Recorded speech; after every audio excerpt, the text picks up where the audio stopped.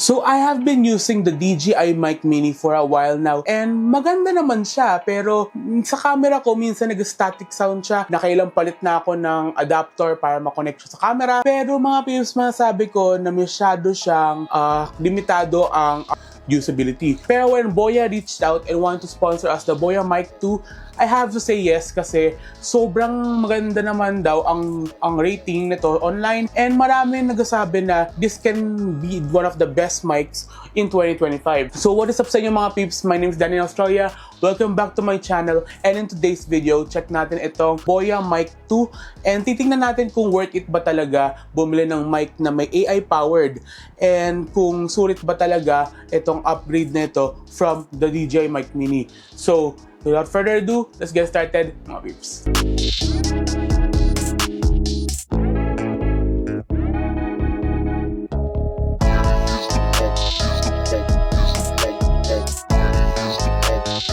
So, unbox muna natin ang Boya Mic 2 and tingnan natin kung anong laman sa loob. So, ito mga peeps ang box ng Boya Mic 2, and sabi daw dito na AI-powered mic siya. So, basically, kaya niya ayusin yung audio using AI dito sa mic na ito.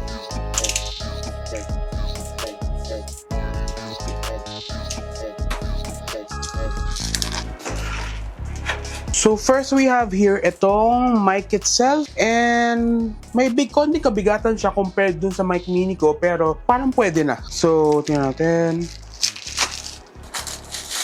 So ito mga peeps ang charging case ng Boya Mic 2, and pag unang tingin ko mga peeps ay mukha siyang mabigat, and yes, totoo mabigat siya compared dito sa mic mini na ginagamit ko. So tingnan natin kung ano laman sa loob. So we have here the receiver and mic itself. So ito mga peeps ang receiver niya, parang same lang siya sa mga iba-ibang devices na ganito ang style. So parang same lang siya dun sa sa mga ibang brands like Polyland or DJI. So next we have here yung natin, yung mismong mic natin. And yes, meron siyang magnet para kung ayaw niyo i-clip sa damit, pwede niyo lang siya yung magnet. And yes, yung magnet niya parang texture para hindi siya magasgasan mabilisan. So meron tayo isa pang mic dito. Ito mga peeps pala ay AI powered. So what is an AI powered mic? So basically ang mga mic na ganito ay kaya niya bawasan ang static sounds or yung mga sound sa paligid mo. So basically pwede itong mic na to if you're like outside and doing a vlog. Pwede mo gamitin ito.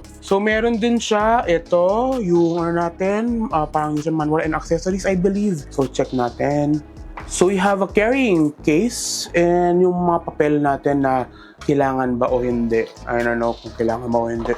So may accessories din siya sa loob. So ito mga peeps, tingnan natin ang accessories. So we have here yung adapter para sa camera. Meron tayo rito parang noise cancelling na na filter. And dalawa pala. So, meron din pala siyang USB-C adapter if you're wanting it to connect on your phone. So, ito pala mga peeps, meron siyang app na ginagamit which is the Boya Central app, and pwede nyo i-tweak yung settings ng mic doon. So, gagawin ko muna mga peeps, kung connect ko to sa iPhone ko, check natin kung pwede ba siya gamitin on this iPhone 16 na ginagamit ko na. So nakalimutan ko din pala mga peeps, may kasama siyang lavalier mic if you're wanting it to be wired sa sa pants mo, for example, itong Boya mic, at nakatago siya on your pocket or pants. So mga peeps, ito ang Boya Central app, and pwede natin ayusin yung natin settings natin dito, and pwede tayo mag-connect ng device ng Boya on this app. Meron siyang kasamang adapter itong receiver, and tingnan natin kung paano natin ito ilalagay sa natin. So basically sabi daw rito, ikot ko lang daw, which is paano, wait lang yan. And yan, meron na tayong adapter na pwede i-connect sa phone. So alam ko mga peeps, ito is basically made for iPhone, and pwede natin to i-connect sa camera app I believe. So, natin to, saksak natin. So, yung maganda dito, nakaangat yung USB-C. And let's power it on and tingnan natin kung ano ang mga settings nito. And as you can see, dapat mabasa siya ng nabasa na yung yung Boya mic na ng device. And connection successful. So, na yun, software update natin. And yes, mga peeps, na gamit ko pa rin yung mic mini na yun. Meron siyang konting static nung kaka-check ko kanina. And check natin kung maganda ba ang sound na kayang i-pick up nitong mic natin. So, ang cool din pala mga peeps, pwede mo doon siya ilagyan ng para malaman ng na pwede mo i-connect ito. Saan ba yan? So yan ang tsura pag meron siyang sa ibaba, itaas noise filter. Itong Boya Mic Mini, meron siyang settings dito sa phone. If you're wanting it to connect sa for example sa phone nyo, pwede mo siya i-connect sa phone via itong adapter which is ginagamit nitong receiver. So tanggalin na natin yung receiver and check natin kung ano magiging features nito if we connect it diretso sa camera.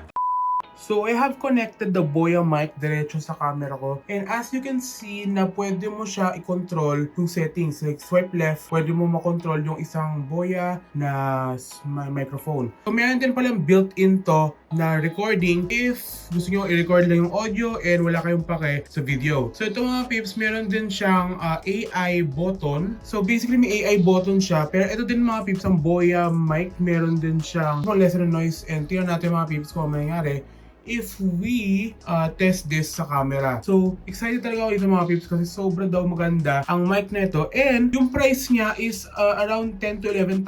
Pero, yung maganda rito, it's a good investment if you're doing a vlogging channel o meron kayo mga peeps na camera tapos nag-videography kayo sa mga, for example, interview. So, pwedeng-pwede itong Boya mic na ito and let's test it on the Lumix G7 na ginagamit ko na yun.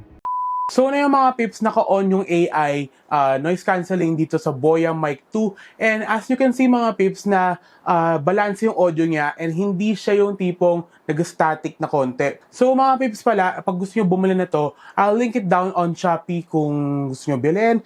And mga peeps pala, ang daming features ito na hindi ko kaya sabihin in this video. Kaya meron din siyang tutorial na video ang Boya kung paano gamitin to. And marami din siyang features. For example, it can do stereo mode, like having two microphone at na working as one. So, para kanino ang ganitong microphone? So, para sa akin mga peeps, maganda itong microphone nito if you're a videographer, if you're a vlogger, or lagi kayo nag-outdoor na shooting on your camera. So, marami din siyang features sa phone app, yung sa Boya Central. So, sobrang dali lang i-connect yung Boya mic sa app nito on iPhone. I believe pwede din to sa Android, pero gamit ko kasi na yun is an iPhone 16, kaya hindi ko pwede testing sa ibang phone like an Android phone. So, I would like to thank Boya for sending out this sample.